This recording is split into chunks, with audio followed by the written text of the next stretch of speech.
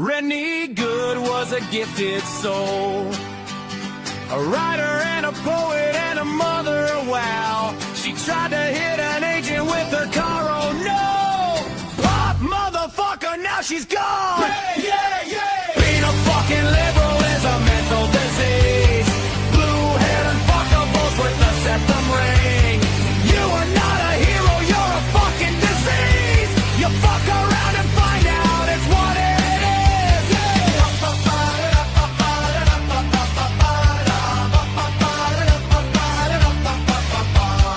Jeffrey Pretty was a Jewish homo. Started talking shit to protect a chomo. He was getting nicked when he pulled a gun. Bam, motherfucker, now you're gone! Being a fucking liberal is a mental disease. Blue-haired and fuckables with a septum ring. You are not a hero, you're a fucking disease. Fuck around and find out what that is.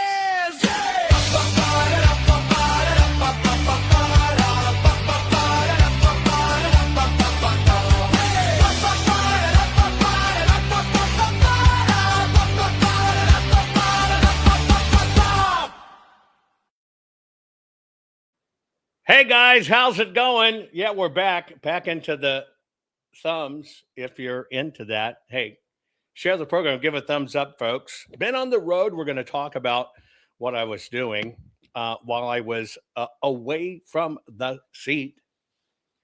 It's always nice to be back. Today's program is brought to you by the fine folks at Goldco. Here is what I'm asking you to do. Just very simply go to jovanlovesgold.com and request your free gold and silver kit today. Now is the first time to protect your money with gold and silver. And I'm telling you, something's coming. And I experienced this firsthand. Let me show you something. Where is it? Boom. Is that it?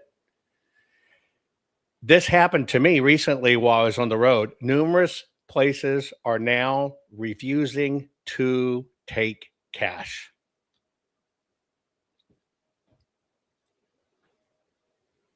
I want you to think about that. It's becoming a real thing. Restaurants, hotels, even like hotel bars, all kinds of stuff, refusing to take cash. It's begun. You're going to see more and more. And you would think, well, this doesn't make sense because they're going to pay the fees on the credit card or they're going to charge you the fees. No, it has nothing to do with that. It has with, I'm telling you what's coming. Everything is going to go digital. Yep. Everything's going to go digital. So just a heads up. I told you it's coming. Go to jovanlovesgold.com. I do that with the fine folks at Goldco. Tell you why you need to have some gold and silver. I'm not saying drop your savings into gold and silver or anything like that. Not at all. I'm telling you, just get prepared for what's coming and know why you need to know about gold and silver. And by the way, this program, we're just going to kind of do a spring catch-up. I've been on the road. I'm going to fill you in on what's going on, and we're going to talk about some of the key items going on. Share this program. We'll be right back, about 3 minutes. Not fixing 2020 will damn our nation forever. The historic Maricopa County full forensic audit effort processed 20,895,610 digital and forensic images of varying formats, resulted in 208 million individual evidence-proof files. The system processed over 58 billion forensic measurements, resulting in over 2 trillion individual base computations. No hopium, no hype, just hardcore forensic evidence. Please make sure the Maricopa County Full Forensic Audit Archives survive. Donate now. So if you want what happened in the 2020 election fixed, then please donate to protect and secure this historic evidence. We can't do it without you. Warning. The following program has been rated Gilligaff and is intended for open-minded audiences. If the truth offends you, or if you are allergic to focused intensity, intellectual athleticism, or the occasional F-bomb or even irreverent humor, please switch off now. If your delicate sensibilities need to be worried about or addressed, might we recommend the Underwater Basket Weaving channel to you? Otherwise, sit back, enjoy the wisdom, insight, and wicked sense of humor. Cut the crap. How many times a day do you want to say that to politicians, the elite, the loony liberals, the fake news media, and the gender-confused, emotional socialist snowflake crowd? Cut the crap is your secret weapon for fighting for our freedoms and our great republic. It all begins with a massive mental enema, freeing you from the toxic news and politically correct views, which constipate your consciousness with stinking thinking. Your host, Jovan Hutton Pulitzer. He's known for calling out politicians and telling them to cut the crap. You've seen him on virtually every television network and listened to him on Coast to Coast Radio. And now he's here to help you learn to fight for America. Culture, race, and American politics. They all have one thing in common. They all need to cut the crap. Now, here's your host, Jovan Hutton Pulitzer.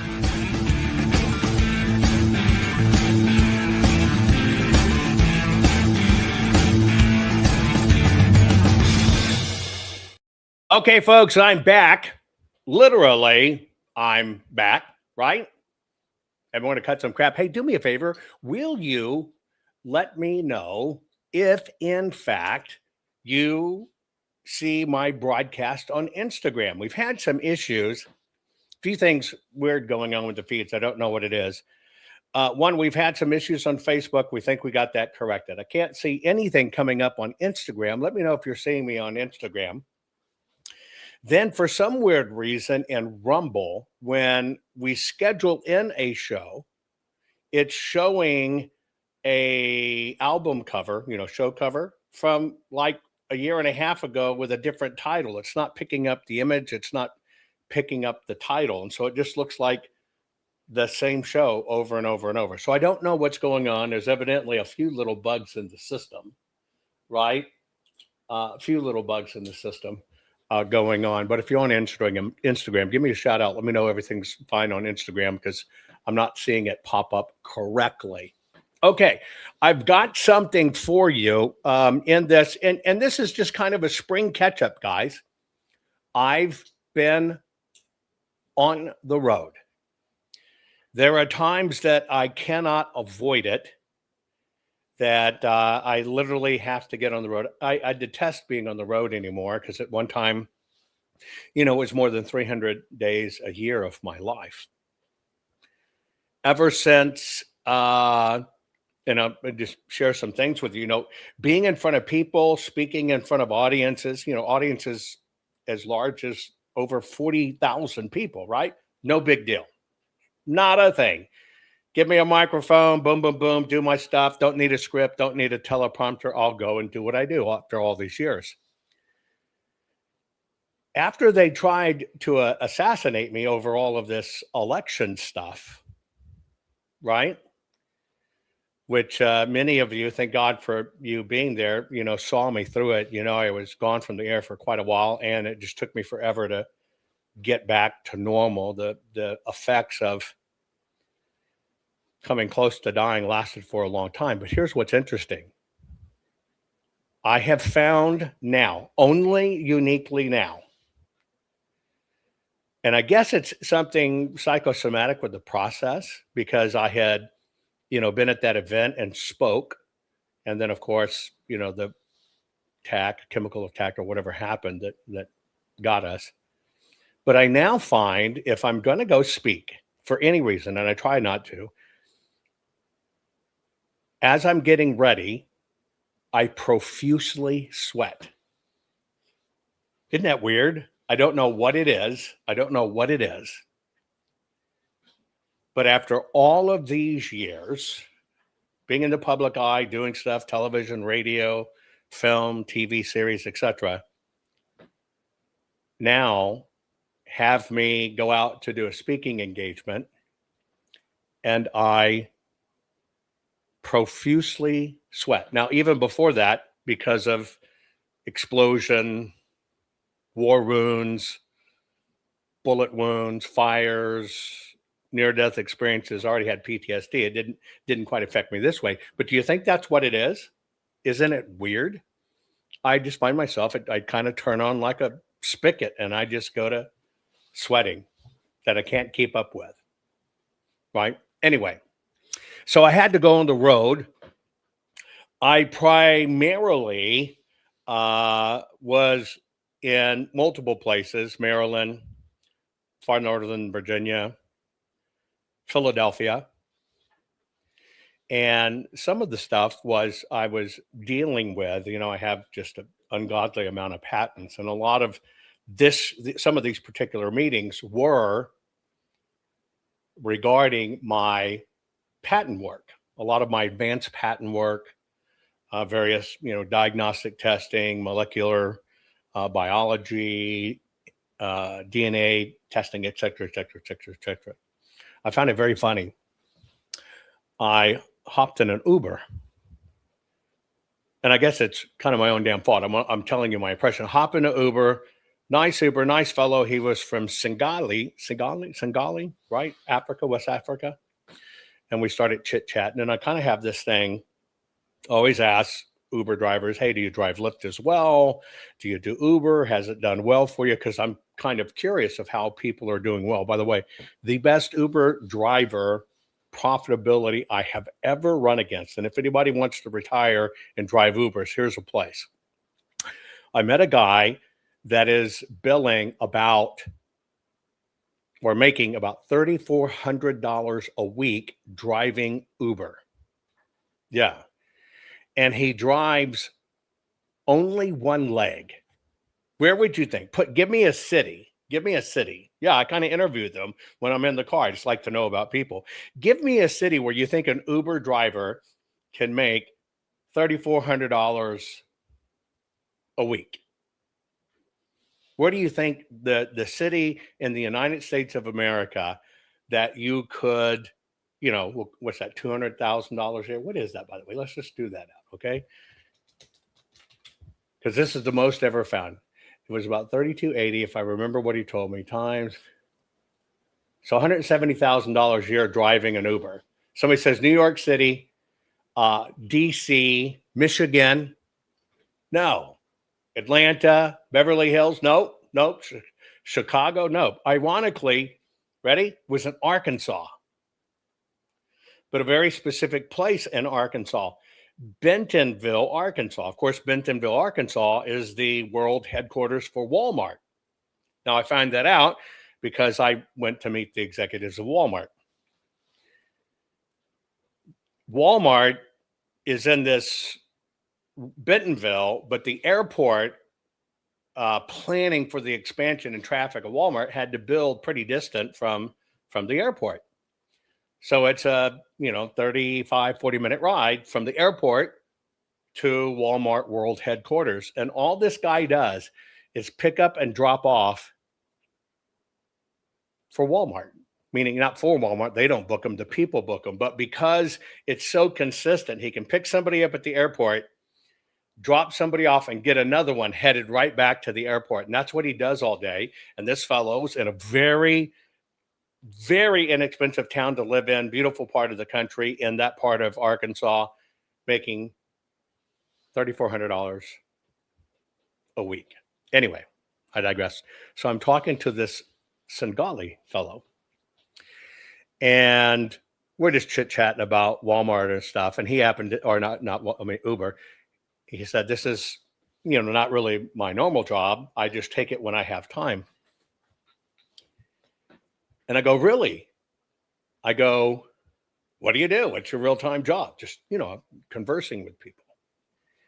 And he says, I am a molecular biologist researcher. Then I specialize in testing. Well, number one, the fact that he would come back with that wasn't even on my radar. Wasn't even on my radar at all. And I go, really?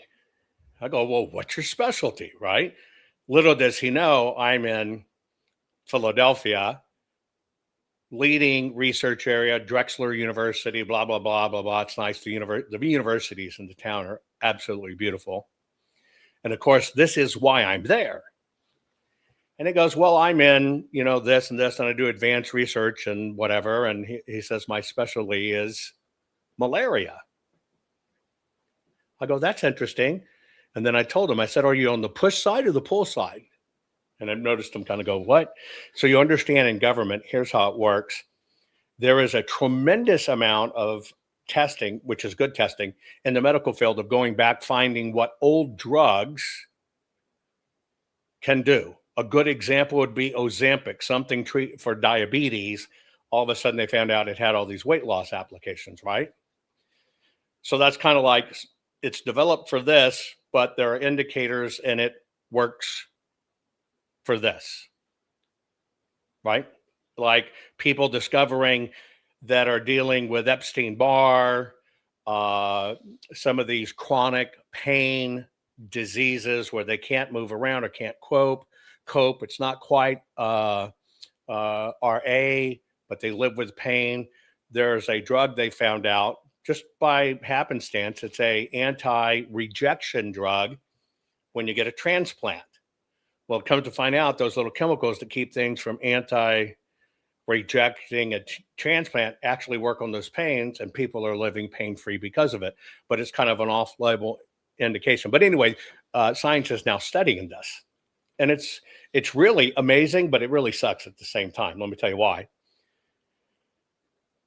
There are so many medicines out there that either go off-label, meaning they're out of patent, or kind of have done their time. And the pharmacological industry is only interested in brand new drugs, brand new patents, brand new things that they can, get charged on insurance and stuff. So you can find something that maybe 20 years ago did this, it went out of patent, so it's fallen out of favor, kind of like ivermectin. And the industry never looks at it again, but you can find out it could be an incredible cure for something. That it's an actual, well, I shouldn't say cure, an actual remedy for something. And the industry won't look at it anymore. And the reason they won't look at it anymore is because it's out of patent, which means anybody can make it. They make their own formula now. There's no competition. And so the price is really, really low. And because they can't get an ungodly amount of money for it, they don't mess with it. Anyway, this guy was in that space and he kind of looked at me like, because here what happens is if you're in that space and you're testing and you can find new applications, primarily for third world countries, he's out of Africa, that's why he's doing it, then the governments pay you on the backside. You develop it up front, you prove that it works, you start helping people, and then the government at that time will come in and pay for it. It's a complete opposite system of what we do in the US, and it's how it should be done, right? But the drug companies are for shit. So anyway, I start talking with this guy, and I was just amazed, right? And of course, I tell him, I have to say, wait a minute. Don't look at this, white, fat, middle-aged dude, nerd. I said, I'm a nerd hiding out in a biker's body. Don't let it fool you. So we had this really interesting discussion, very long discussion about medicine in the United States or drug interactions or testing or whatever. And a lot of and I could relate because one of my patents for the pregnancy test, when women get bitten by a mosquito that is infected with the Zika virus. You ever seen these photos? They used to march them around in oddity shows, but you'll see them. And it's people and or children, and they have this really, really, really tiny head, and it's kind of elongated, but got a super tiny head on a regular body. That's caused by being infected with a Zika virus when the mother is pregnant. However, we don't test in the United States. We don't test for Zika until after, or there's no testing at all. And we have all these issues with this particular type of birth. Let me see if I can find a photo of it so you understand what I'm saying.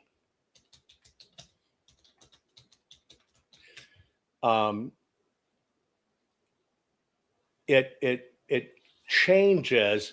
I'll give you a drawing here. Well, this is probably better, because instead of giving you a medical one which shows scale, it'd probably just be easier to show you up front, so you understand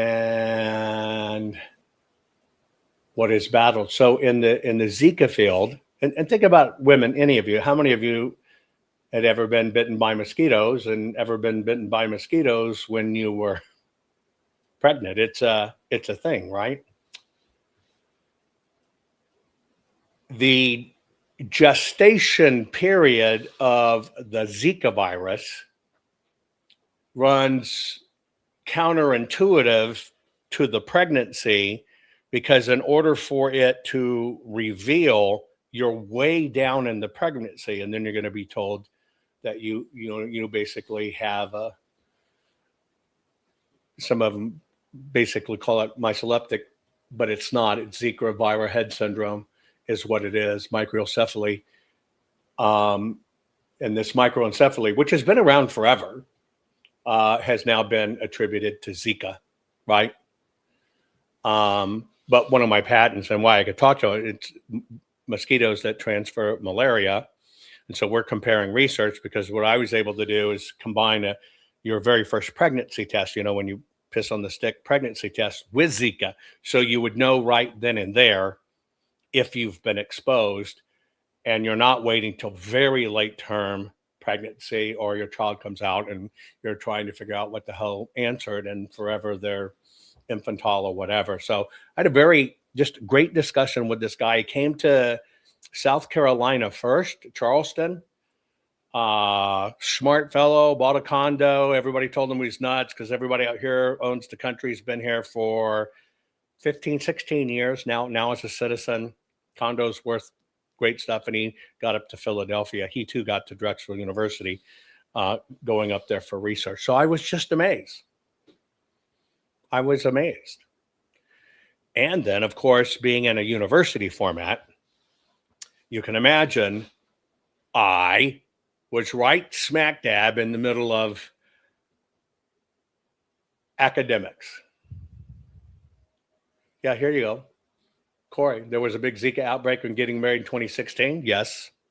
It was that outbreak that caused me to develop the pregnancy test that also tested for Zika. You can look up my patents at the same time. It was that particular outbreak that forced me to do it. There you go, Corey. Want to have babies right away? Doctor told us I had to stay away from, stay in the North for a honeymoon. There you go.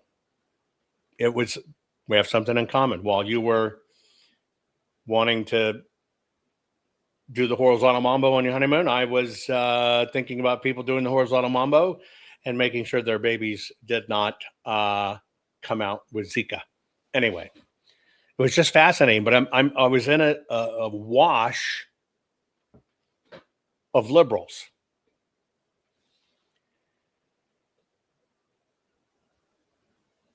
And it was kind of a humbling experience. The humbling experience of this one was they too. Now we're talking at the, I'm going to say high level, right? We're talking, academics, lawyers, researchers, etc. All of them are totally fed up with everything going on all sides. All of them just want to get back to America, live your life, raise your families, and succeed. Every one of them that I met believed that the system is just in chaos and agitating on purpose. And that was kind of sobering for me. Kind of sobering, because we sit here all the time talking about all the crap going on. And folks, what I'm doing is a spring catch up. I'm just telling you, what happened, why I was gone for a few days. I have to tell you, it was refreshing. It was refreshing that one, in this particular room at super high levels, get down to the lower levels. And when I say lower levels, people in a corporation or in research or in patents or in the legal field or anything, you don't want to get down here and deal with where the person can only say no, meaning they're only empowered to say no. Because how do they feel powerful if, in fact, they're only empowered to say no? There you go. They say no.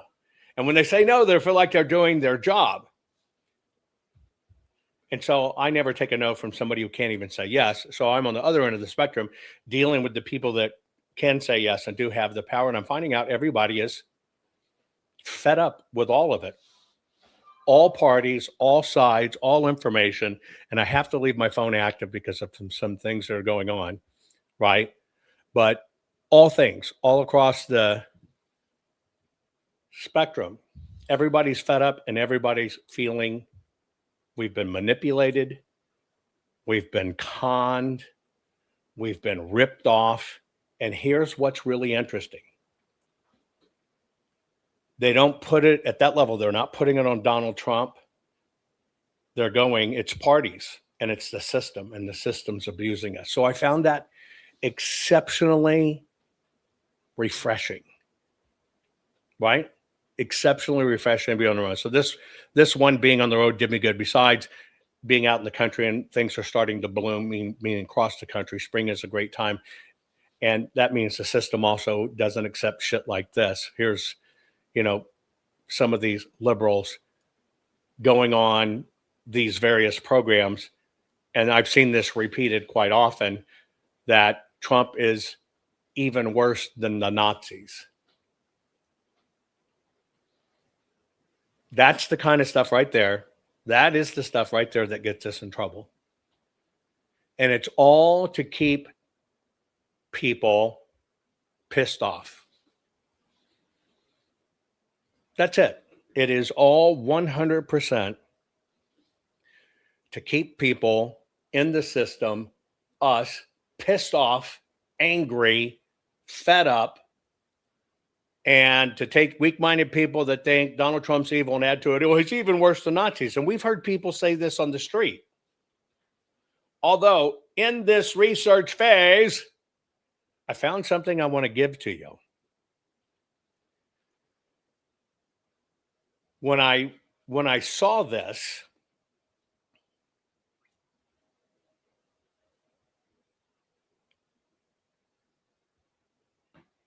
I'm trying to put it into words.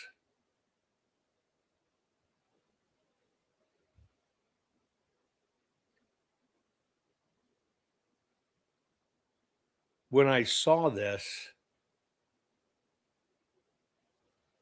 it was the message I needed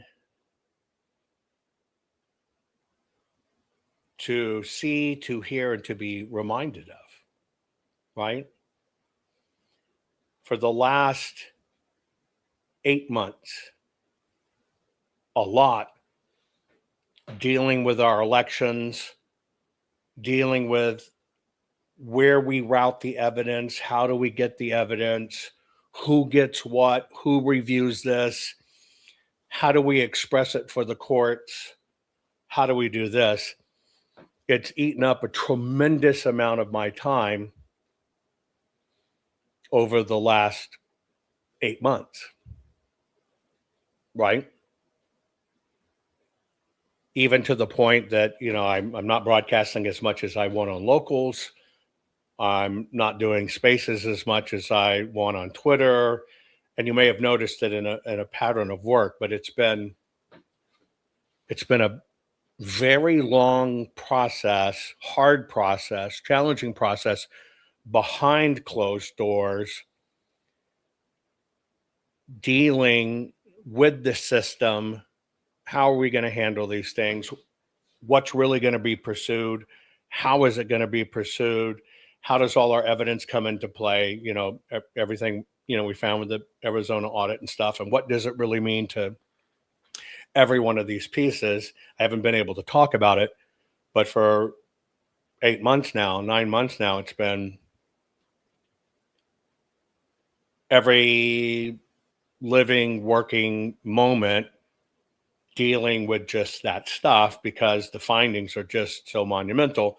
And now, because of the phases it's in, whether it be Maricopa or whether it be Georgia or whatever, it's all about cross coordinating and everything. And in that mess, it's politics, and politics are nasty. Right? Nasty, nasty, nasty, nasty, nasty, nasty, nasty. So it hurts my soul. Then I came across this while I'm out there in the DNA field and in the medical field and in the research field and research universities and trying to coordinate this and trying to get agreements done and all this other stuff. What always wears on me as an individual, as a human, is to know the truth and to have the evidence of exactly what happened in 2020, and to always wonder how is that going to be used and how do we best use it, and then to understand, even like we're going through right now with all the illegals, when you look at the illegals coming in and you see it's directly tied to motor voter, which I started telling you years ago, which now only people are starting to pay attention to, but you've known for at least 5.5 years. And you see the dim states use that motor voter to control it. And there you go. And the swing states that get fought over started doing it. And that's what's turning them eventually blue. Texas will probably be next. And the Texas that don't do it is how we stay true to the country we are, right? And so it's been trying. And so sometimes I think it's visible in my broadcast that I can get as down as you, right? I can get as upset or as depressed or set back as anybody else, right? Fighting for the things I fight about. And then if you really knew some of the true stories behind the scenes, it'd just make you vomit. And I struggle at a soul level with it. I struggle at a soul level. I really do. One of the things that kind of held me higher was way back when, ironically, was the assassination attempt of President Trump, and just knowing that simple turn, boom, the shot going through his ear saved his life. And so in all of my work, I have to do this careful tap dance, and there's good guys, there's bad guys. You work with people that say they're good guys, but you know they're bad guys. There's a few bad guys that you got to deal with because it's just kind of the way you kind of work in the system or whatever. I kind of needed a sign. So recently, and doing all of this,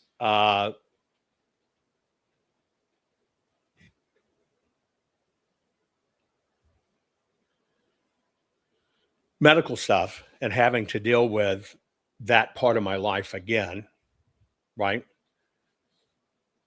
I was exposed to the binding glue that makes everything work. Think of it as if you have a house with a basement, that the basement has to be built really strong, have, super thick walls.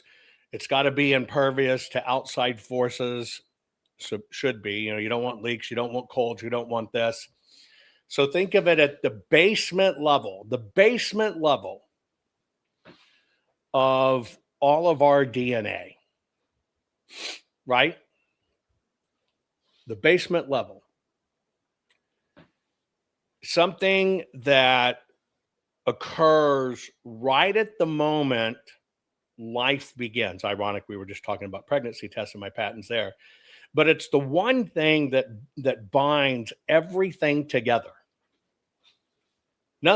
Nothing works unless it can interact together, right?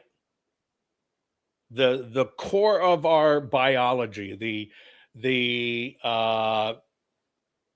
paralogs, the genes in humans that are the basement core, that if you didn't have that foundation, right? If you didn't have that foundation, nothing would happen. Not a tissue would connect. Not a bone would grow.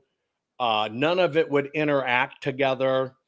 The matrices between your exoskeleton, everything else, right? Extracellular and extraskeletal combinations that really build us as humans, right? Literally. And what's interesting is if you're lacking in this, if you don't have enough of it, here's what's very funny. If you don't have enough of it, you actually break out in boils. Like in the Bible, you bust out in boils. But think about this. This is the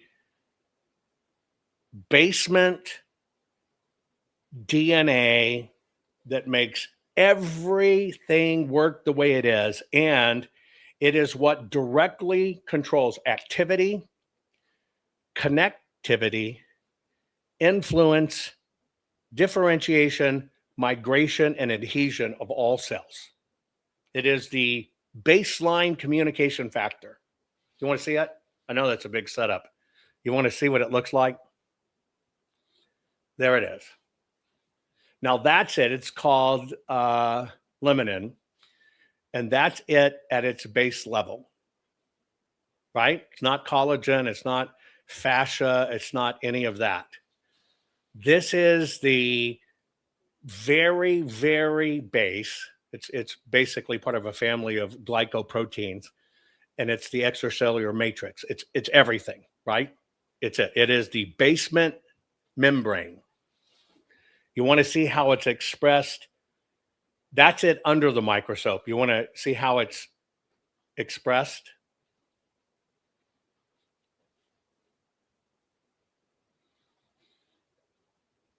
How's that for a holy shit? Or what should I say, a holy shit?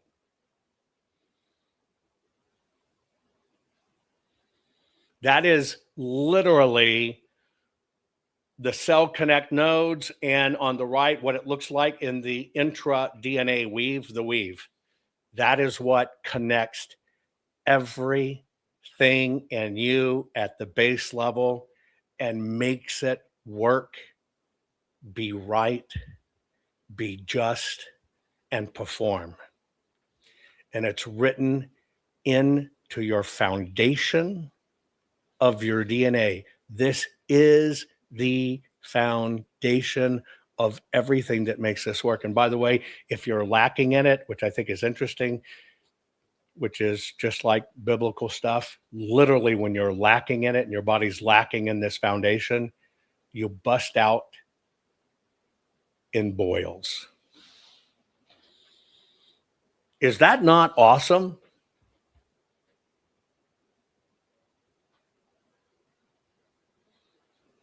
Is that not freaking awesome?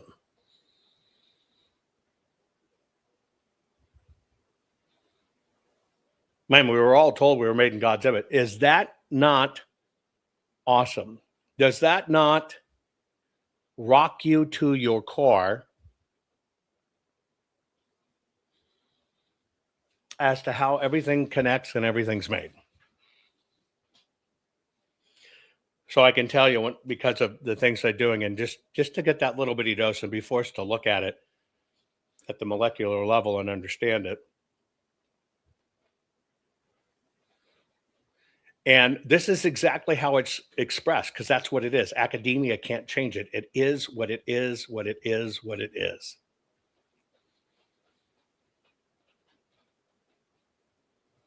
To even be dimensionally and proportionally that,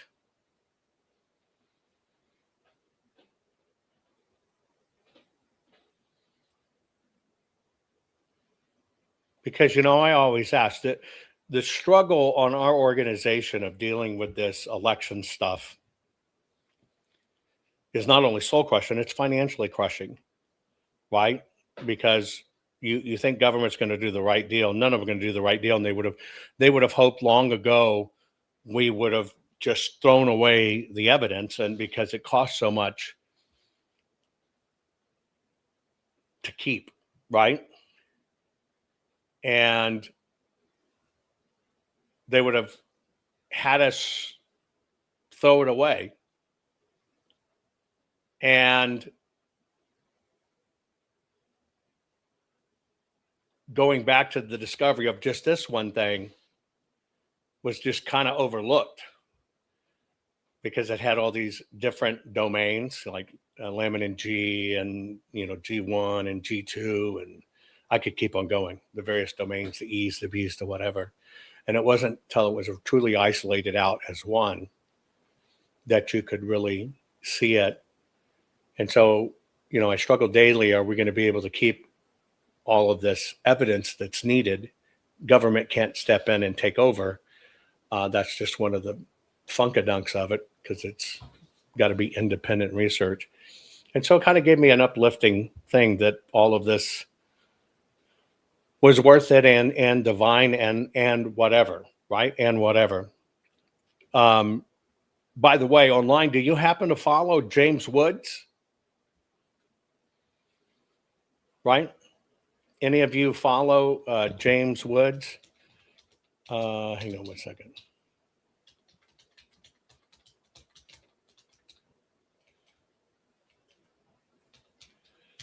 The actor, run out of Hollywood, etc. By the way, I'm going to just, while it's on my mind, because it is on my mind, I'm saving the link, or I'm posting the link for you for our Gibson Go. It's so critical that we meet that number, and we need your help more than ever. So I'm putting that back out there. But have you seen James Wood? He's been a staunch Republican supporter, etc. Well, he just basically said, I no longer am or identify as a Republican. Same thing I told you. I told you that back December of 2020, when I really kind of understood what was going on. Although I always called myself a Republican and prided myself to be a Republican, I am not a Republican any longer. And so James Wood has now come out and said, as he watches this stuff, he says, and I'm reading directly, without the SAVE Act, we will lose the House in November, which I told you. Democrats will nuke the filibuster. The Senate will be lost within 4 years. More Ket and Johnny Browns will be confirmed to the Supreme Court. Democrats will then cheat a Democrat into the White House. The border will be open like a wound. We will be flooded with illegal aliens. The cheating at the polls will then be irreversible. Democrats will be a supermajority for decades to come. Every city and town will end up looking like every blue city shithole looks now, and America will become a socialist sewer. Now, he posted this because John Thune, won't do anything to pass the SAVE Act. Thune's office, when people are picking up the phone, calling Thune's office and saying, pass the damn SAVE Act. It's not perfect, but it will help in the midterms.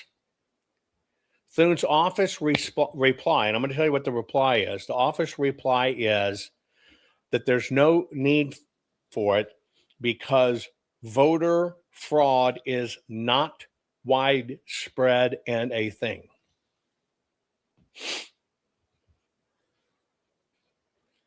Now listen to those words. Voter fraud is not widespread and a thing. Now I told you this years ago. And for those of you that are new, I'm going to explain to you how this works. For those of you that have been family here for a while, it's just a refresher course. What happened in 2020 with President Trump was not voter fraud.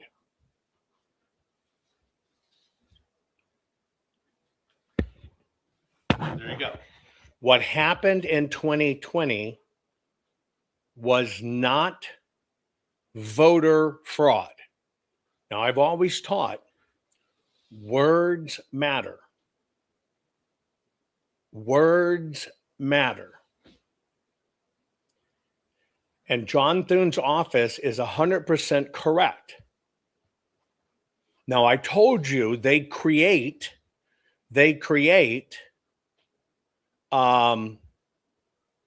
excuses for themselves. We follow the Election Assistance Commission and the Help America Vote Act rules and guidelines. Then when you know the rules and guidelines, you understand they're voluntary. Now, this is not an issue of maladministration or malfeasance. This goes a little bit forward. Ready? Voter fraud is almost non-existent. You're hearing it from me.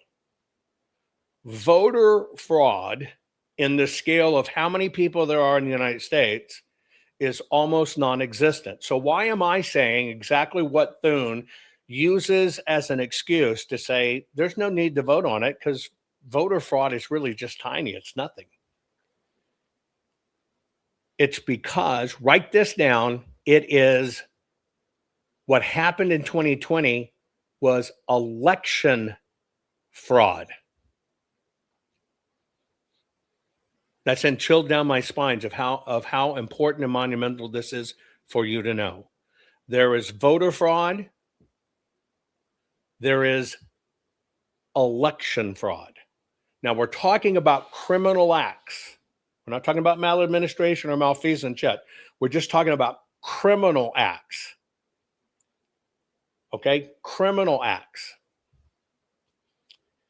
Here's what voter fraud means. Now, pay attention, because this is exactly how they kept everything from being investigated, and this is exactly what John Thune is using as the excuse to not pass the SAVE Act. There's just it's not election fraud. It doesn't really exist. And this is why it is up to you to educate your lawmakers. And you've got to understand this. So let's break this down. Voter fraud. Who is the voter? Put it in chat. Who is the voter? It's all of this hinges on one singular word. Who is the voter? You. So what they say is a person going to the extent to perpetrate fraud in an election is minimal. And that's correct. That's 100% correct. Now, let me give you an example of some prosecutions of voter fraud. Brnovich in Arizona, who is now deceased, who didn't do anything about this. While we're doing the audit, they happened to find a singular voter out of 2.5 million. One voter. This is his office. One voter out of 2.5 million that voted her dead mother's ballot. Listen to the words again. They found a woman who actually opened and voted her dead mother's ballot. And it went in and it got counted. They found out. They went to the woman and they arrested her for voter fraud. Now, here's what's incongruent with what I just told you. Can you pick out why this is total bullshit? One woman, we're going to go through it because when you see it, you can't unsee it. In Maricopa County, they're basically, we're going to call it 80% mail-in vote. Okay? They don't mail you a ballot, they mail you a ballot packet. That's why Carrie Lake lost with the Scooby-Doo attorney saying, well, you got ballots there at the voting centers and you didn't count them and you sent them downtown. And they said, we didn't get ballots. They said, yes, you did. We saw it. They said, sorry, but that's not ballots. That's voting packets. And we have to transfer voting packets. It's all words, right? So get ready for this. And you're right. How did they know?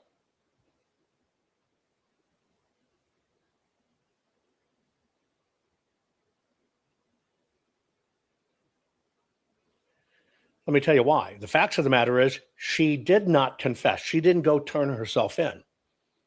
So how did they know?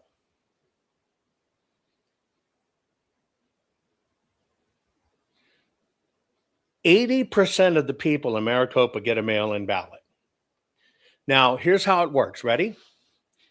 When the ballot packet is open and you take out the ballot, the security envelope, and some bullshit instructions, you got a ballot and an envelope. That's the legal instrument. She voted her mama's ballot, put it back into the envelope, scribbled on it, and sent it in. Now, there's a few things you need to know, and I'm going to give them to you in order. When that returned ballot comes in the security envelope, they open it, they take out the ballot, and the envelope goes this way. The ballot goes this way. Now, we know in Arizona, they really didn't do security signature checking. The ballot went this way.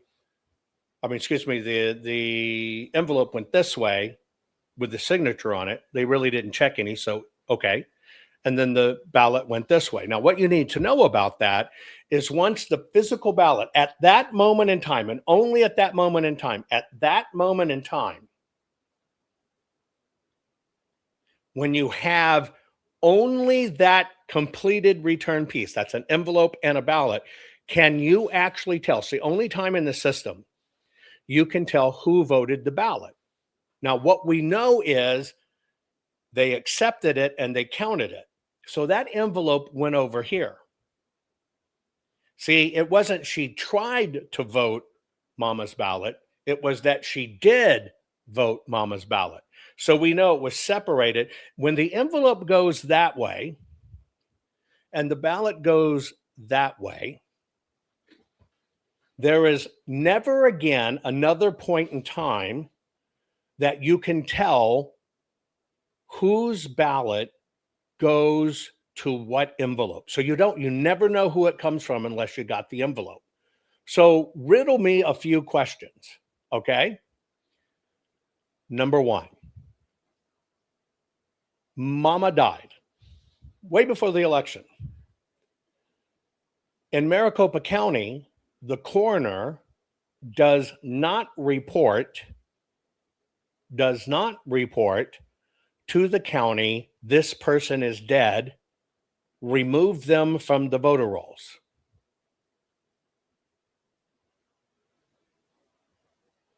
Maricopa County Recorder, they say it's up to the family. Well, we know the family didn't. So the first question is, they didn't find the ballot because mama was dead because there's not a reporting procedure. I know you're asking why. They're 2 doors apart between where they'll have somebody death records or the county election records. It's one simple line item on a computer, but they say it's the responsibility of the family to remove the voter. If you've buried anyone at any time in your life of voting age, I don't think you thought about, I got to go take them off the voting roll. So the first question is, they didn't find her by death records. And even if, get ready for this, even if mama died and then they caught it later,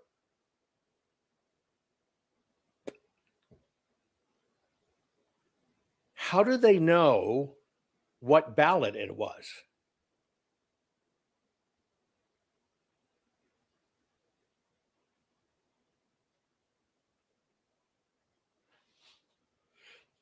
Maricopa has a problem where one couple lives in a house, male and female. They've lived there for over 30 years. They get in excess of 100 ballots. A lot of the people dead and passed from years and years ago, but they still get them. So we know they don't take them off the rolls. So how do they know? If the envelope goes this way and the ballot goes this way, and we know it counted, which means it went all the way through the system, how did they even track it? If they destroy the envelopes, they also can't match it with the ballot. How'd they know? So you see my conundrum here? Because I think in this, Here's the answer. You ready? See, in the United States, we have secret balloting. There's no way to put it back together once it comes in. Once it comes in and hits the system, you can't put it all back. And what really dawned on me here is the reason they know that one ballot got voted by someone. You ready for this? Here's the answer. The total reason they know is to shut you the fuck up. Because what does the system get out of that? Hey, look at the heroes we are. We found the person that cheated. There's no trail to find the person that cheated, but they found the person that cheated. So it basically looks like we're doing our job. No, what do they really get? Here's what they get. If you backtrack these, you'll find the same states over and over. And you'll find them in like the Brennan Center for Law, their reports on election. And their reports on election say voting fraud is a very, very tiny fraction, almost not measurable. That's at the Brennan Center. Well, when you look at these things, you still find the same damn states. Then you got to ask yourself, why is it that Maricopa every now and then, and at a fairly consistent level, is able to find one voter that actually illegally voted a mail-in ballot? Because it's rigged too. Number one, it's a misdemeanor. They didn't put the woman in jail. I think the fine was $1,000.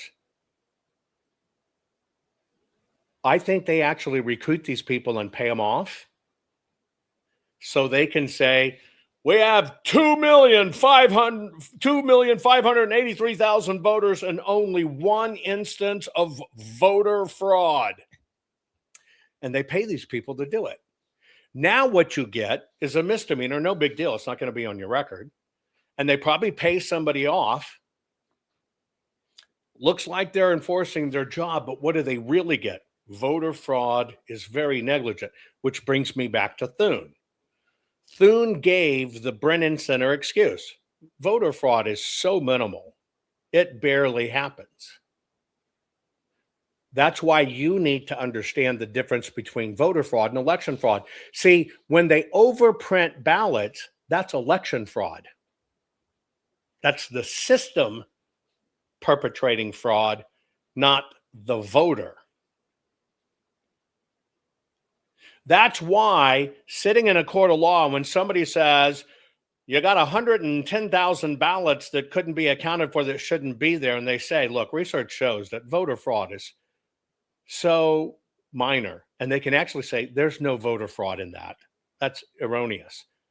You know what? They're telling the fucking truth. There isn't no voter fraud in that. It's election fraud. The system, federal and state racketeering. And so now when I look at all of this stuff and I look at Thune's excuse, it's very clear these are manufactured processes they do. And they actually will act. We found this person and we perp walked them. These 5 people were inserted ballots. By the way, you see more. What have you noticed an uptake in? Since the 2020 election, you're seeing more Democrats and or Republicans getting caught having excess ballots or cheating on the voter list. They're giving us a little to make it look like they're doing their job.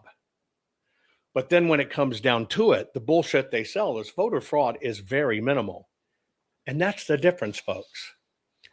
For Mr. Thune, every one of you should be pushing back on his Twitter and everything else.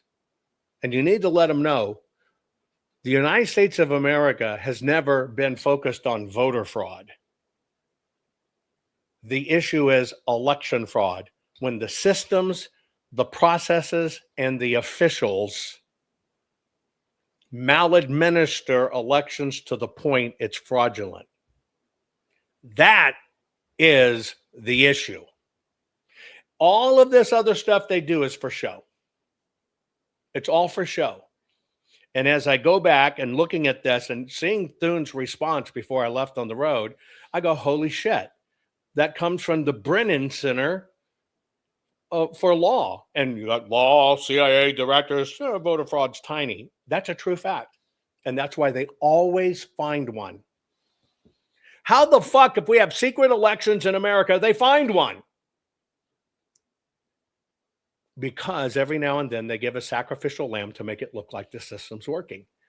And that's the deflection for the paper.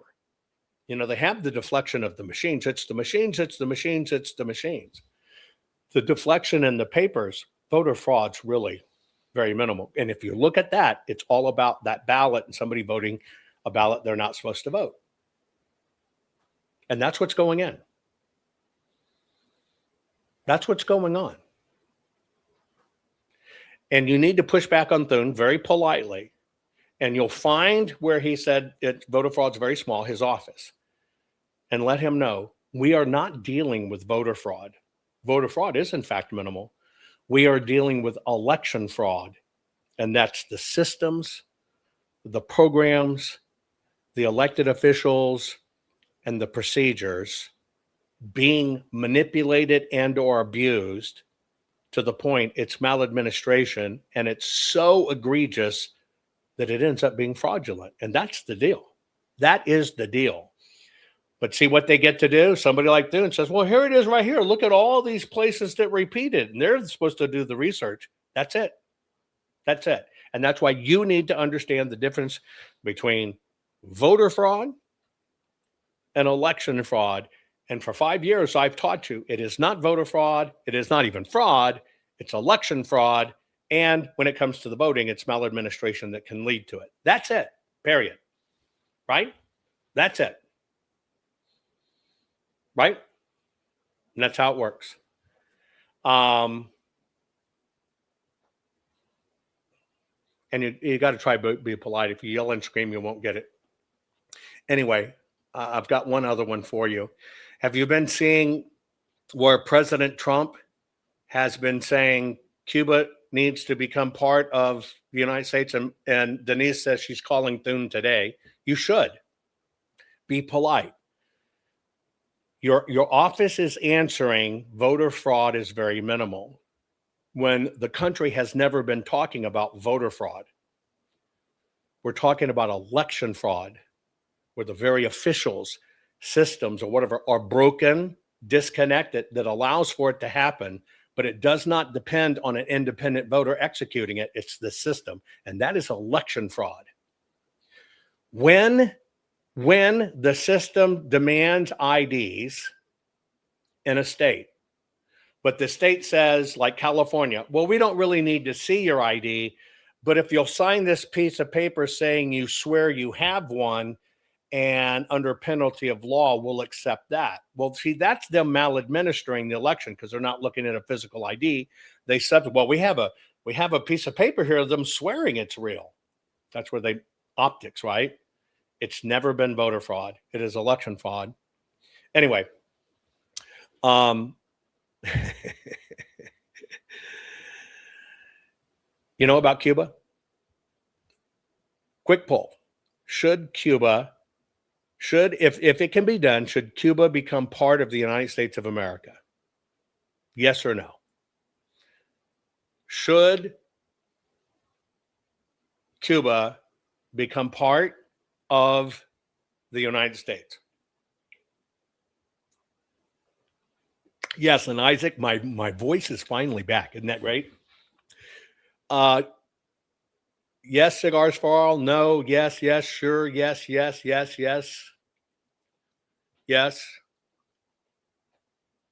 No, yes, because the Cuban hot girls. Yes, no, yes, no.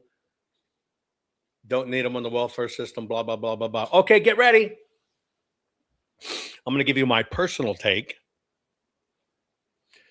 My long-term production partner in our production company is Cuban. Legal Cuban. His parents immigrated legally, born here, Cuban family. Cubans are almost exclusively, get ready, Cubans are almost exclusively Republican. Did you know that?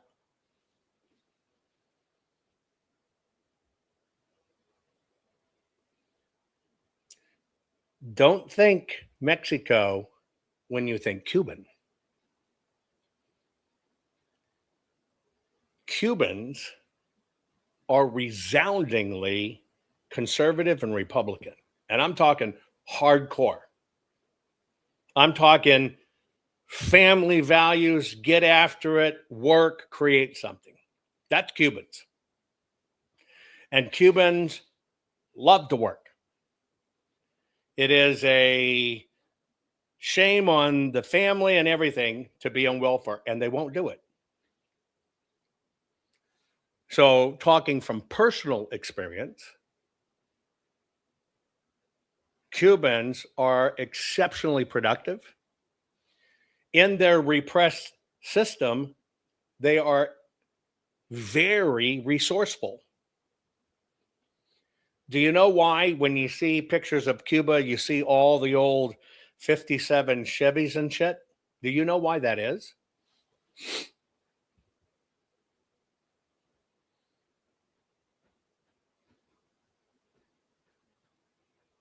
Do you know why that is? It's because of the various injunctions and stuff. They don't get new cars. So you know what they have to do? Fix everything. And they do it. The embargoes and stuff. Incredibly literate, resourceful people. Almost all of them can read. All of them can do math. They're very proficient. And because they don't get imports, they have to be industrious and be able to fix it. And they know how to do it. They know how to do it. They make it work. So with that said, let's look at some of the things about Cuba and why I think it could be pretty logical for Cuba to become part of the United States. Okay. Now, the Cuban economy hovers somewhere between $100 and $150 billion a year. That's about the total economic weight of either a Hawaii or a West Virginia. Okay? Period. And so it would basically mean that $150 million of commerce would now come into the United States of America. And it also would mean we would have an influx from a capitalism and GDP standpoint of 11 million new consumers. Now, it's interesting with Cuba being predominantly conservative and Republican. Do you know what that 11 million would offset? Can you do the quick math? 11 million Cubans would almost immediately offset all of the crappy liberals that Biden let in. It'd be almost a one-for-one exchange to rebalance it out. It would. So from that standpoint, it'd be a good deal. Their country for foreign investment is really good for sugar, tobacco, and coffee. Sugar, tobacco, and coffee. And I predict, just so you know, I think tobacco is going to make a roaring return. Not the tobacco industry like you know it, but the tobacco industry as it was when it was native and not chemicals, etc. Right? It's the chemicals in the cigarettes that kill you, what they put in it. They didn't have those issues when it was natural tobacco, and natural tobacco heals. Do your own research, etc. They have critical minerals in Cuba and in Cuban lands of nickel and cobalt. Those are two very important components for all batteries and electronics. So they have nickel and cobalt. The nickel and cobalt would create jobs, and our supply chain for nickel and cobalt wouldn't come from where?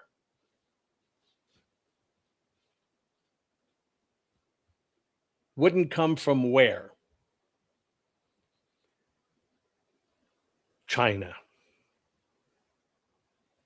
So what do you want? Nickel and cobalt that we have to support China and ship it all in? and Africa, where it's truly slave labor, or would you rather have it come from right there, just right across the water, and we get it? You have to understand this is a very big defensive measure against China. It would create jobs, and our supply chain would be closer to home. So that's a very big deal. Cuba's beautiful.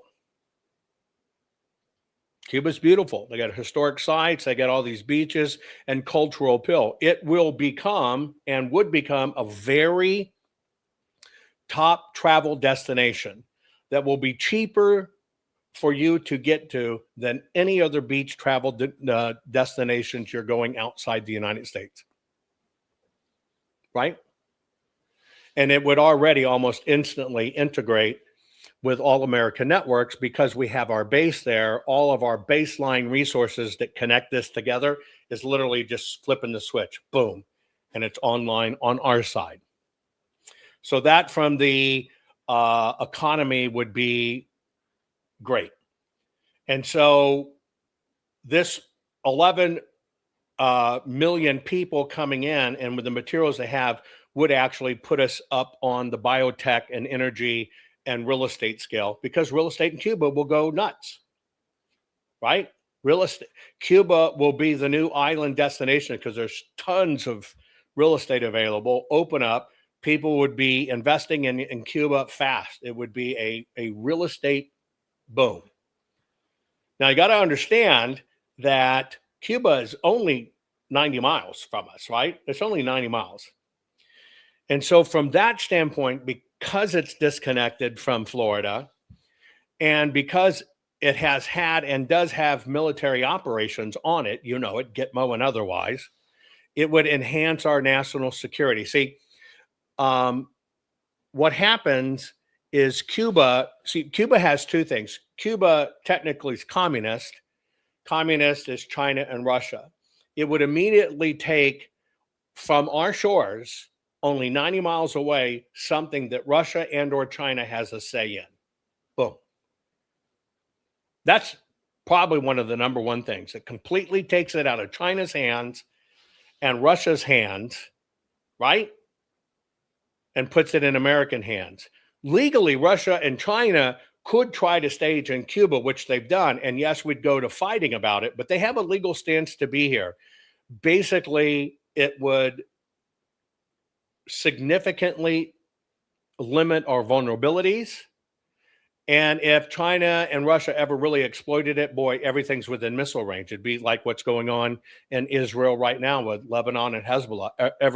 Everything, Florida, Texas, Atlanta, all of that would be hit by missile, could be hit by missile, right? And so Cuba would actually serve in a far better way as a forward base of operations for the United States. So that's good. Now, what that would do is Port Mariel would become a naval hub for us. And so this is important for Haiti, Venezuela, and Nicaragua. So we would have a port that serves directly facing the communist southern countries. We got a big invasion coming in the Darien Gap or some of these other places. You bop right over from Cuba and you push them back long before they even get to Mexico or otherwise. You understand what happens? And so what it does is it pushes that line because we'll be in that interference line prior to Mexico, right? We can port right down as they're coming up through all of these other countries, you know, Venezuela, Nicaragua, etc. We would be able to stop it there, a lot of that trafficking, even before it even got into Mexico. So disaster response would speed up. Counter narco operations would go through the roof, along with counterterrorism, right? It would improve regional relations because now you'd have the United States integrated into Cuba, communicating with these Latin countries. You wouldn't have Cuba that is not going to say anything good about the United States of America, who's always going to badmouth us, right? And so in that instance, we would have better management, fostering real migration instead of illegal immigration. Got it? Now, Cuba does have an advance in something we're lacking in. In the United States, our professionals or our students becoming doctors has lessened. We have a very large, significant problem in the United States of America with people willing to become doctors, because our system, it's not that our system is overloaded, our system is over pharmacled and charges and cost, and they keep on pushing it through, and the doctors continue to lose more and more and more and more money. Well, Cuba has a ready to go base of about 3 or 4 million Americans that have been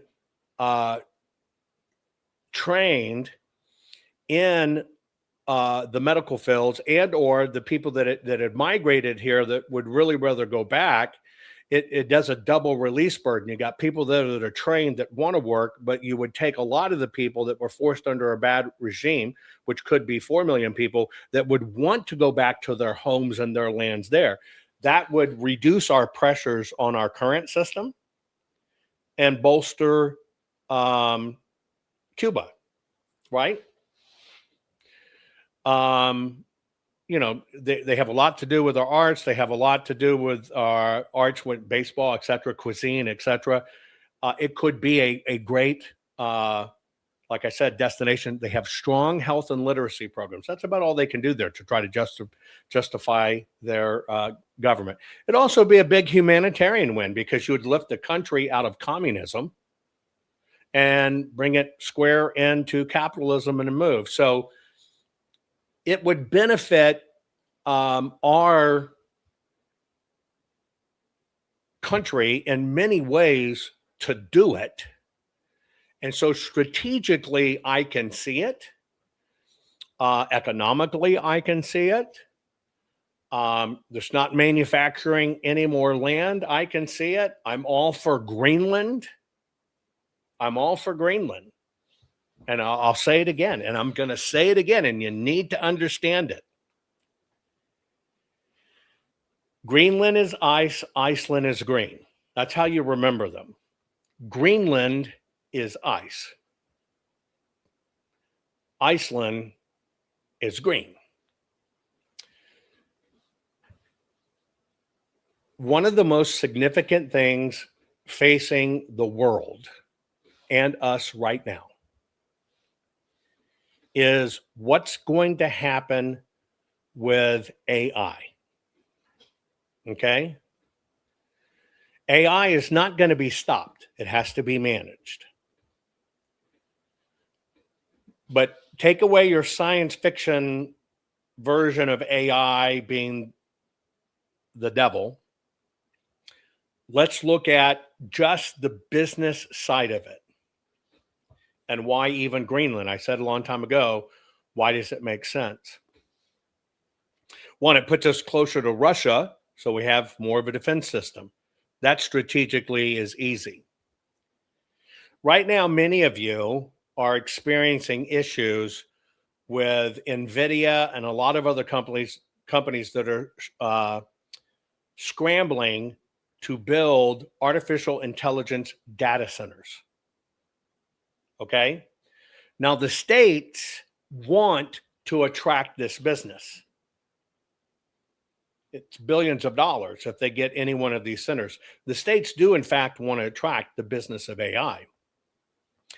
AI has two limitations. It's no longer a computing limitation. Okay? The limitations of AI are the actual processing chip speeds, and they're going faster than you can ever imagine. That's why NVIDIA became the first $1 trillion company. So that part's tackled. In some of your states, they're coming in wanting to build AI centers. What happens is it has to be supported by the electrical grid. And it has to be supported by the water grid. So first, let's take electrical. Think of your own computer at home. Think of your phone or your laptop. You know how you've used your phone for a few minutes and you put it in your pocket and it's warm? Or you touch your tower or you touch your laptop. That's one little laptop and it's hot. Now think of that a million times over. See, it takes a tremendous amount of energy to run the systems for AI. It's off the charts. So if it's up to your state, and the president covered this in the State of Union, if it's up to your state, they're going to come in, they're going to build 500,000 square feet or 1 million square feet, but your electric bill is going to go through the roof. Okay? It's going to go through the roof because your grid has to be able to support it, which means your grid has to be fortified, which means the power companies are going to want redress and they're going to pass it through to you. Your bill's going to go up.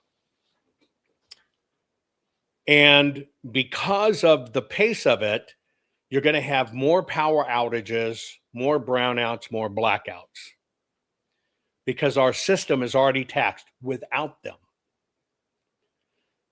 But what's even more important than power, and most grids will not support these things, what's even more important than power is cooling.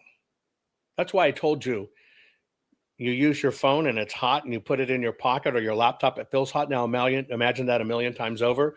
Right now, the only way to cool in these centers is to pump your local water system into basically big radiators, cooling system, just like your car, to cool down these big processes, right?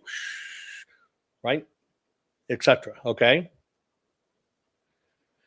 But that same water, after it's been subject to it, comes back out into your system. Now, what they don't know is what is the toxic effect of that, but you're having your water run through one big massive radiator heat system, and heat is what leaches out the poisons, the metals, etc. It's a heat process because the ground's naturally cool. And so by default, your water supply will be getting worse. So you got your power supply and water supply. Now, if you're watching anything I do in intellectual property, I have solved with many great people, and this is part of what the president talked about. We're about to roll out the microgrid system where, as he said, you want a power company, you're going to build your own power grid to support it. We did that, and we can now provision it, and we're in the process of doing that so it doesn't tax the grid, but we still got the water problem. And this will take a few years to do, but we still got the water problem. And so that's why Greenland's so important. You can't, even if you do geothermal, right? That's still pulling water from down, running it through metallic heated systems that put stuff in it, and pumping it back into the water stream. It's not, can it be done with geothermal? It's the fact what's done to your pure water after it's already filtered through all the strata, straits, rocks, etc. It's clean. Why would you want to run it from the radiator? Would you go to your car if it was truly running off of water and not antifreeze? If back in the days or just water, would you just drain it and drink it? No. Anyway, so I can tell you right now, we have solved the power problem. And we all learned off of when Elon had to do it and everybody deployed gas generators off the pipelines. That's where a lot of my work's been. I've now closed that loop, and now we can go to a microgrid system, which you're going to see things in the future. You're going to see where you're no longer connecting to your power company. Your power grid, your power station is going to be in your neighborhood.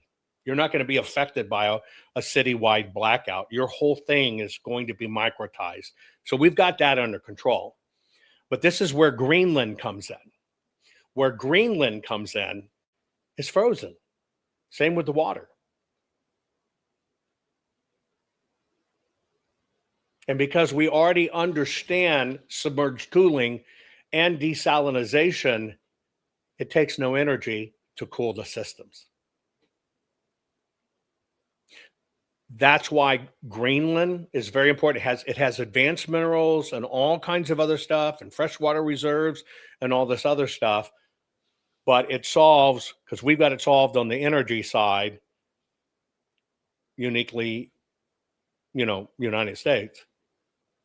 And it will solve the cooling side. So if you get the Greenland deal done, you've got to understand, when we're worried about China using AI maliciously or Russia using AI maliciously, you got to understand, as we're building to be the top of the pyramid, which means we control the chips, which we do, we control the power without taxing the system, which we do, and we can cool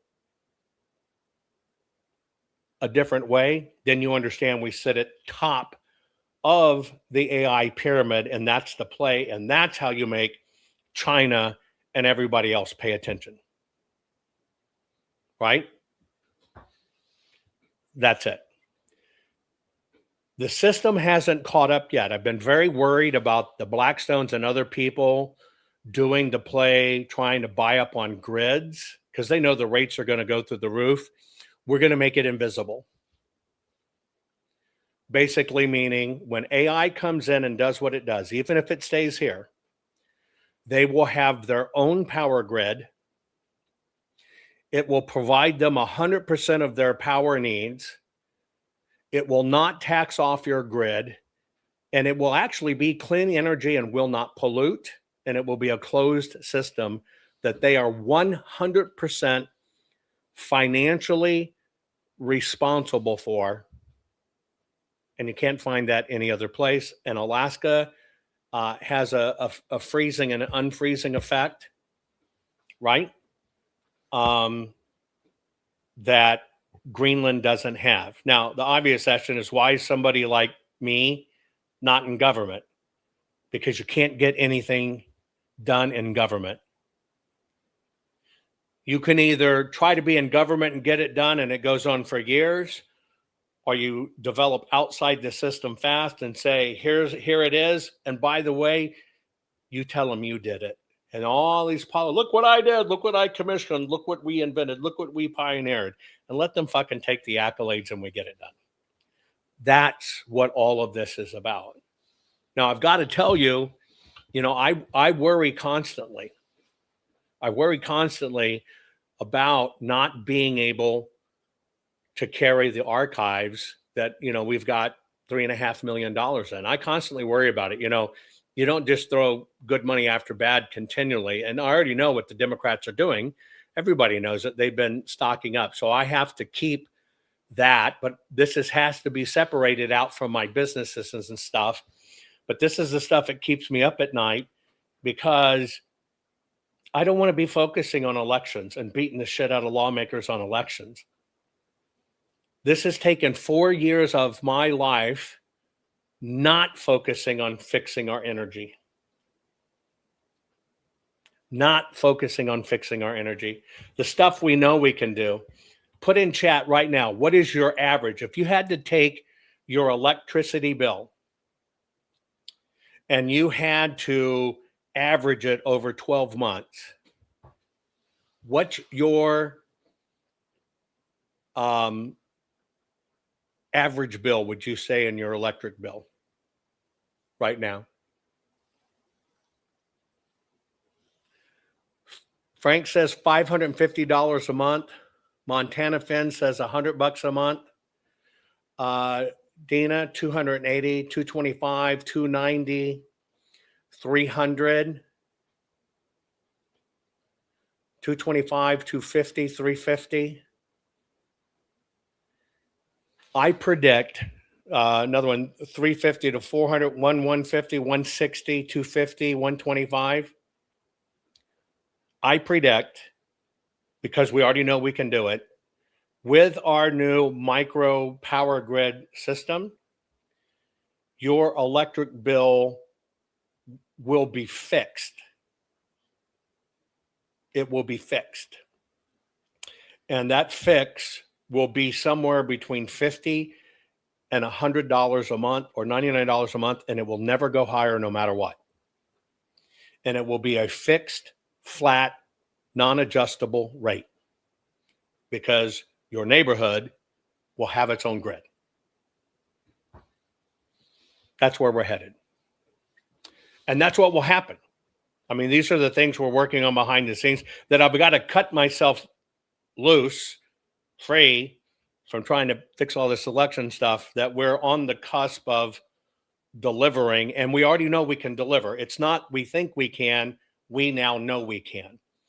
And so you're going to see a lot of loosening up in this. And as we can do this and bring it out and spread it across the country, just imagine what it does. You even with the growth we have in neighborhoods or whatever, it's not going to be taxing to our system. It's not going to happen. We can't be taxing our system. And the reason we can't be taxing our electric grid is because if any of our main stations or transformers go down, 100% of that comes from China, and it's a 3-year delivery cycle. So what are they going to do in 3 years? Well, they're going to try to route power around to protect it. It means everybody's going to go down. And so from a national security standpoint, we've worked on it. We've got it. And I predict we're going to be able to get to the point that your electric bill is going to be fixed. Flat fee. And these are the things that I really want to get on with the fact from technology standpoint. Everything I've told you we can deliver and delivering, that I've got to be free to do and create what I can create. And so everything's kind of moving in a line. It's just like anything else. You're doing your funding, you're getting stuff done. This part takes 20 million, this part takes 50 million. Then it drops into the systems. Then it's just development. It's really only build time from there. But any one micro power plant can come online anywhere between 14 and 16 months. And once you get past that 14 and 16 months of getting the first one online, it just keeps on speeding up. So that's why at night I have a double stress, right? The double stress. Are we going to get this? I stress about things. Are we going to get this fixed? Are we going to be able to carry these damn archives? Are they going to beat us by just shut them down because we can't keep doing it? Or shit, how much time is this taking from what I really do and really develop? But we've got to fix this. And that's it. And that's the system and a fighting system. But one way to fight the system is just with really good capitalism outside their controls. Outside their controls. And so that was the major announcement that I can now talk about. You heard President Trump talk about is that he has now authorized independent micro power grids, and the permitting process will be immediate and fast. And that was the mark that we had to have happen, and he delivered it and he put it in. Here we're off, right? Our plans for the archives is we've got to keep them past this midterm into 27. And then there'll be permanent archives we'll turn over for history, et cetera. But from an auditing standpoint, we have to keep it in a perfect chain of custody. It's going to come into play in the midterms. It's going to be all kind of hell, whoop ass, kick ass. That's when it's going to come into terms. So that's November, and you're going to fight about it for a year. And so that's why we have to reach those goals, or we don't reach it. That's how far it's played in advance. Anyway, thanks for the catch up. Go look up lemon, because I truly think it's a sign from God. And that we'll get through this. And I actually really do believe we will. Share the program. I love you all. Our courts are based on clear and convincing evidence. Want convictions? Want justice? For what happened in the 2020 election? then we need your help. Not fixing 2020 will damn our nation forever. The decision you make in the next few moments could decide whether we ever get our elections fixed or not. Here's why. Trump campaign and allies file 64 different lawsuits. They all went down in flames. 100% of these cases were presented on "It's the machines," or "The machines changed the votes," or "The voting company executive said he would make sure Donald J. Trump would not win." They all went down in flames. Why? You can't bring theories to court as evidence. No supposed Zoom call or six-degree polynomial math theory or census data is or ever will be proof of fraud. You can't bring theories to court as evidence. Here's why. In both civil and criminal law, the side making a claim carries the burden of proof, and prosecutors must prove guilt beyond a reasonable doubt. Without physical or otherwise verifiable evidence, a case cannot meet this high threshold. Physical evidence is the key. The question is, did anyone get relevant, reliable, provable, testable, and duplicatable evidence of what really happened in the 2020 general election? And the answer is yes, absolutely. The full forensic audit of Maricopa County, Arizona is the only evidence-gathering work which gathered relevant, reliable, provable, testable, and duplicatable evidence of what really happened in the 2020 general election. Evidence so damning that the system, the deep state, and those who pull the strings of this country have fought to keep it hidden and have hoped to have it be forgotten to time. Almost $3 million invested in time, funds, and efforts to unlock that which the system wanted hidden. But now, that evidence is in danger of being lost forever. So if you want what happened in the 2020 election fixed, then we need your help. Please donate to protect and secure this historic evidence. With the 2026 midterms coming up, the system is going to try to lame duck President Trump and then most likely introduce new impeachment proceedings. This is the evidence which will help win the war which is surely to come. We need to keep Maricopa County full forensic investigation and archive secure and ongoing. So if you want what happened in the 2020 election fixed, then we need your help. Please donate to protect and secure this historic evidence. We need your help securing the full forensic audit archives. Don't allow the only testable, objective, and reliable 2020 election evidence fall into obscurity. Millions were spent on getting it documented and tested. This is historic evidence. Not fixing 2020 will damn our nation forever. The historic Maricopa County full forensic audit effort processed 20,895,610 digital and forensic images of varying formats, resulted in 208 million individual evidence-proof files. The system processed over 58 billion forensic measurements, resulting in over 2 trillion individual base computations. No hopium, no hype, just hardcore forensic evidence. Please make sure the Maricopa County full forensic audit archives survive. Donate now. So if you want what happened in the 2020 election fixed, then please donate to protect and secure this historic evidence. We can't do it without you. We need you. America needs you. Our future needs you.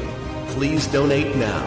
Not fixing 2020 will damn our nation forever. Please donate now.